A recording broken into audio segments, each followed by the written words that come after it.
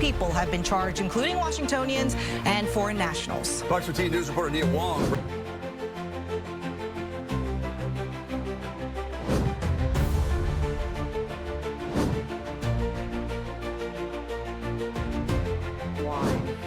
We're here today to announce the historic success through Operation Take Back America. Seattle carries a particular silence before sunrise. Streetlights hum, storefronts sleep behind metal grates, and even the freeway sounds muted as if the city is holding its breath. That is when the warrants begin to move. Authorities describe more than 600 agents and officers converging in a carefully timed sweep with teams assigned to entry's perimeter control, evidence collection, and follow-up interviews. The atmosphere is not loud heroics. It is controlled pressure, the kind built for places where fentanyl firearms and suspects who expect pursuit can turn seconds into consequences. The third spine is concealment built from normal life. A storage unit is not suspicious until it is packed with product. A rented apartment is not a crime scene until it becomes one. A small business can pay taxes and still serve as a shield. In this narrative, the cartel's advantage is not only violence, but camouflage. It borrows the country's own habits, leases delivery schedules, online listings, and encrypted messaging, and uses them as cover for an illegal supply chain. Yet the same features that make an empire durable also create seams investigators can pull. Logistics leave patterns, money leaves trails, phones create repeated links between people who must coordinate. When officials describe a command cell, they are also describing a point of failure. Coordination requires communication, and communication can be tracked. The raid is one strike at that coordination. The larger question remains for any community watching: if trafficking now hides inside the routines of the modern economy, what does disruption really look like? It may not be a single raid, but sustained pressure on the places where the operation must touch reality, shipping, storage, payments, and recruitment. It may also require local vigilance because camouflage works best where people assume normality. The empire depends on that assumption. If it is challenged, can the machine keep running, or does it finally stall in plain sight? Seizures make headlines, but the fentanyl crisis is measured in funerals and empty seats. In Washington State 347 people died of drug overdoses in 2023, the highest rate recorded since modern tracking began. The numbers are not abstract for communities. They are missing coworkers, classmates, and relatives who were expected to show up tomorrow. Fentanyl changes the math because it is small, potent, and unpredictable. A bag that looks like a casual purchase can carry a dose that overwhelms the body before anyone in the room understands what is happening. In King County, deaths involving fentanyl rose from under 200 in 2020 to more than 1,000 in 2023, a jump that changes how a region thinks about risk. Schools and parents face a reality in which a single pill can be fatal, and hospitals absorb the downstream trauma, repeat overdoses, infections, and the quiet grief of families who arrive too late. Meanwhile, national data has shown periods where overdose deaths decline, suggesting interventions can work, yet local spikes prove progress is fragile. The crisis does not move evenly. It concentrates where supply vulnerability and isolation overlap. Officials warn that fentanyl rarely travels alone. It mixes with cocaine, meth, and counterfeit sedatives, turning every purchase into a test. That uncertainty breeds fear, but also breeds anger at the networks that profit from death. Authorities describe counterfeit pills as one of the darkest accelerants. A tablet that resembles a prescription opioid can be pressed with fentanyl and sold to someone who believes it is safe because it looks familiar. That deception spreads the risk beyond longtime users into teenagers, weekend experimenters, and adults who would never call themselves addicted. The crisis becomes a trap disguised as normal medicine, and the trap closes quickly. The case's most repeated comparison, an estimated 6.9 million lethal doses, works because it forces scale into view. It suggests an industrial capacity that treats human life as an externality, a cost that does not appear on the ledger. It also raises a grim question: if this volume was intercepted, how much has already circulated in smaller streams? The public sees seizures. Emergency rooms see the residue.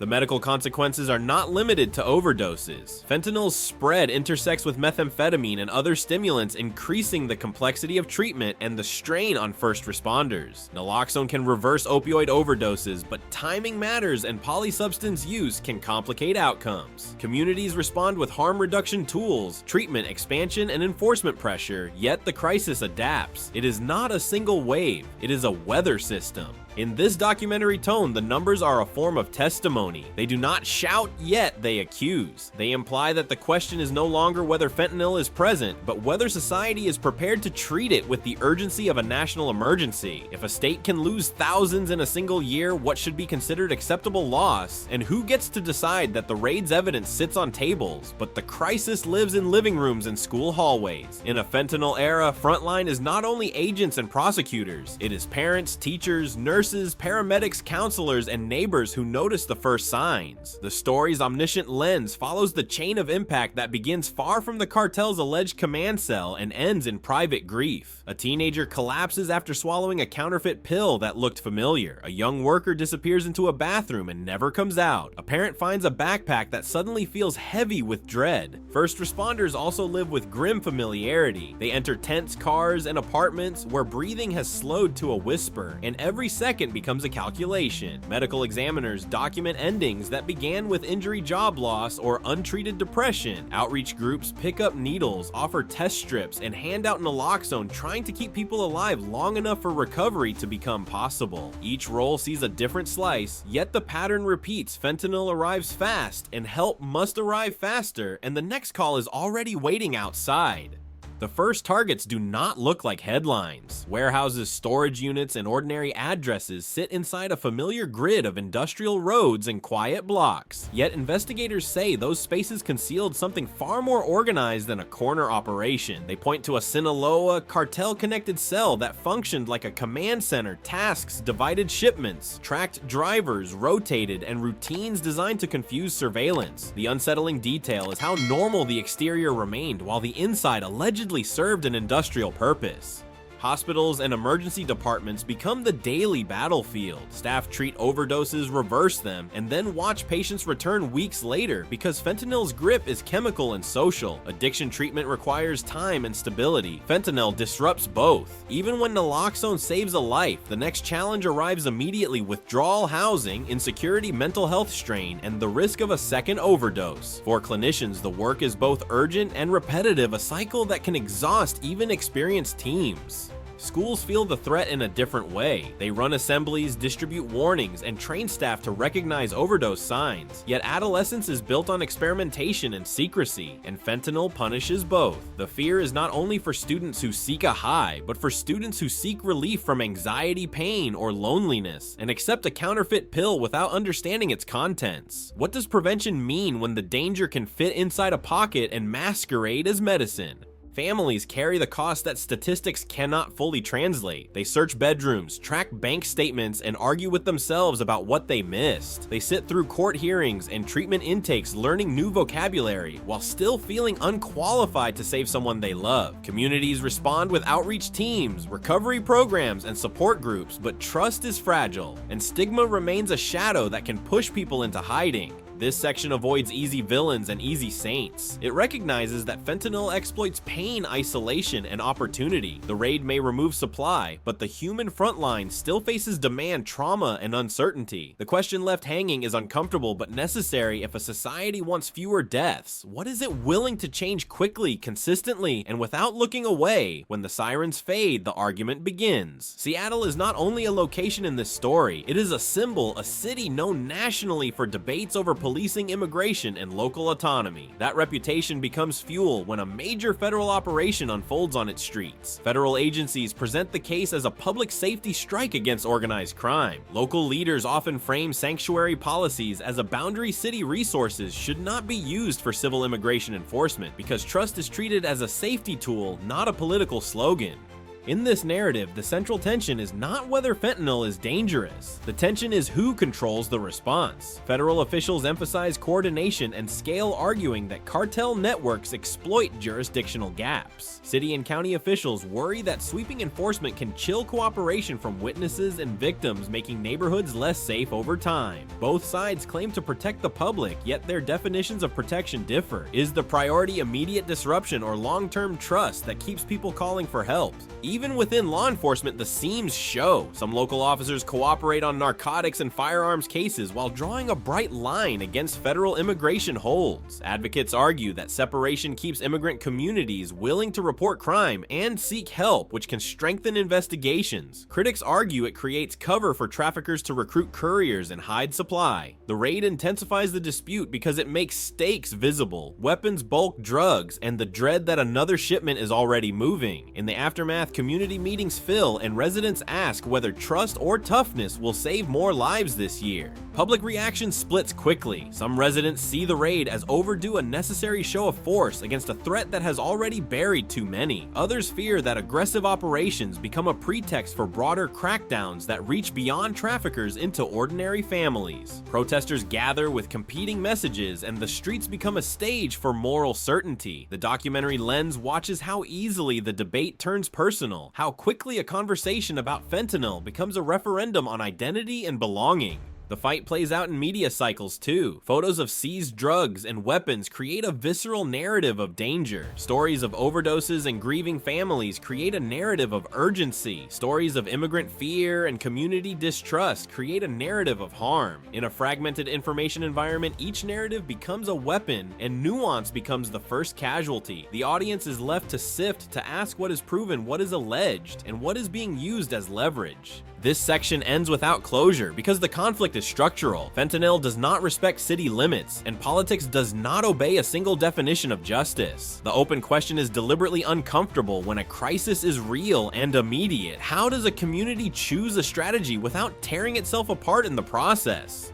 By the time the last evidence box is sealed, the operation has already become a lesson in scale. Authorities describe a 36-hour push supported by hundreds of personnel designed to compress time so suspects cannot warn each other and product cannot be moved. They also point to a broader net, 51 arrests linked nationally, with 6 fugitives still sought, suggesting that Seattle was a focal point, not an isolated scene. The message is clear in the way the case is presented. Cartel operations are treated as a national security level threat, not a local nuisance. Yet visibility is not the same as victory. Organized trafficking adapts the way markets adapt. When one route tightens, another opens. When one crew is removed, another is recruited. The question then is what new strategy actually means. It can mean stronger coordination between agencies and jurisdictions, faster data sharing, and sustained financial investigations that target profit, not only product. It can mean pressure on precursor chemicals and counterfeit pill supply chains, which often stretch across borders and through legitimate shipping channels. Then the narrative lands on numbers meant to end debate. Federal officials announced that 19 defendants are charged across 37 counts. They report seizures of 4,765 pounds of methamphetamine, 269 pounds of fentanyl, 23 pounds of cocaine, 6.4 pounds of heroin, and 23 firearms. They add a comparison that turns evidence into a public warning. The fentanyl seized, they say, could yield an estimated 6.9 million lethal doses. In a region used to statistics, that single line reframes the raid as a prevention story as much as an enforcement story.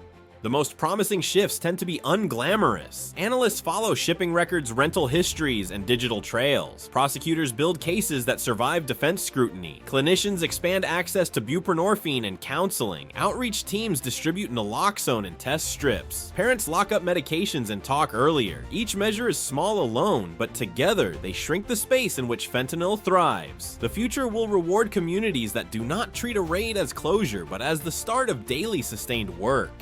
This ending holds two truths at once. First, enforcement matters. Seizures remove lethal material. Arrests can fracture coordination, and long sentences can deter some actors. Second, enforcement alone cannot erase the conditions that fentanyl exploits. Communities wrestling with housing instability, untreated mental illness, chronic pain, and social isolation are vulnerable to a drug that offers quick relief and quick death. If those pressures remain, another network will try to fill the space. The future then is a contest between adaptation and endurance. Authorities may return with more raids, more indictments, and more sophisticated targeting of logistics and money. Public health may expand naloxone access treatment capacity and early interventions for youth. Schools and families may learn to recognize risk faster, but the conflict will remain politically volatile, especially in places that debate sanctuary policies and the role of federal power.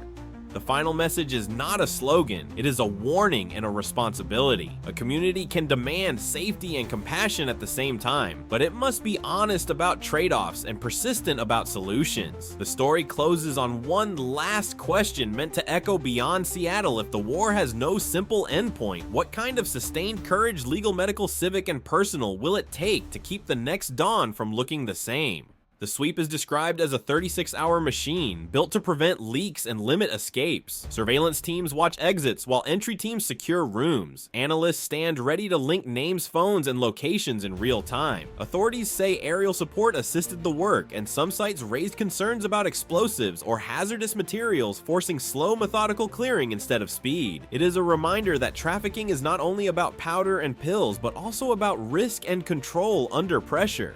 Still, the dawn scene refuses to feel finished. Evidence is photographed and logged, but the scale suggests supply lines that stretch beyond any one set of doors. If one cell could store this much product in Western Washington, how many smaller loads had already moved through unnoticed and uncounted? If a network can operate with discipline in plain sight, what other addresses, vehicles, or accounts remain outside the perimeter of this morning's paperwork?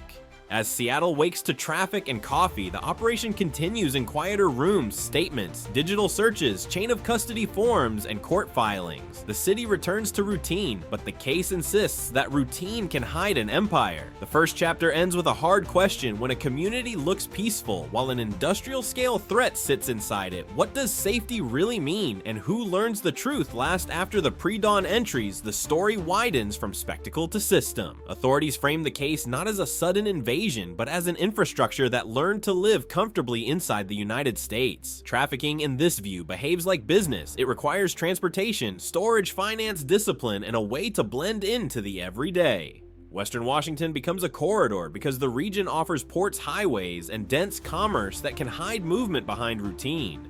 In filings, officials describe organized crime, not scattered desperation, driving distribution decisions here today. Investigators describe logistics that resemble legitimate distribution. Loads allegedly moved north from Mexico through California at times, using semi-trucks, and then broke into smaller shipments that could be placed in apartments, garages, and rented units. The I-5 corridor and freight routes provide speed. The ports provide volume. The suburbs provide cover. Transfers between vehicles can happen in minutes, and a single load can be divided into dozens of deliveries before surveillance can catch up. The puzzle for investigators is not simply where the drugs land, but how many ordinary stops are used as stepping stones along the way.